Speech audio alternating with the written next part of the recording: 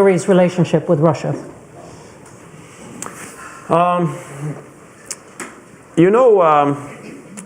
When it comes to cooperation with Russia, there are areas where the sanctions do allow the cooperation, and there are areas where sanctions do not allow the cooperation. European sanctions. European sanctions. Yeah. So, in areas which are affected and banned by the European sanctions, we do not cooperate.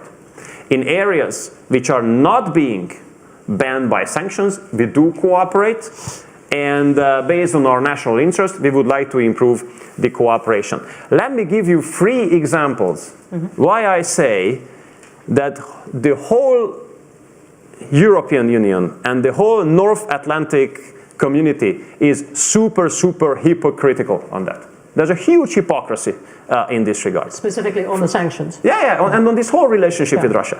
Just three quick instances. First, I'm personally responsible in the government for the construction of the new nuclear power plant in Hungary. On nuclear, we are on the same page with United Kingdom. Maybe not on the fact that we are working together with the Russians on that, but on nuclear, we are on the same side. So in 2014, we signed a contract with the Rosatom, which is the Russian nuclear energy company, to build a nuclear power plant for us. Okay, we are now building the nuclear power plant. The land preparation, everything is going on. Russians. Okay.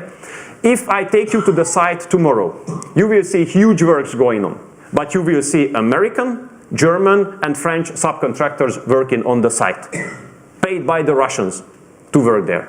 Okay, so this is my first point. Second point of mine. We have been under constant pressure not to work together with the Russians on nuclear energy, not to buy nuclear fuel from the Russians. I mean, if we don't buy nuclear fuel from the Russians, we have to shut down the nuclear power plants of ours, nuclear power plant, which currently covers 33% of the electricity demand of ours. Okay, stop buying nuclear fuel. Who was the #1 supplier of uranium of the United States last year? Russia. United States spent more than $1 billion on Russian uranium last year.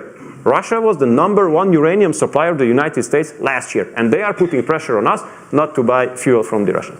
Third point I want to make. Oil.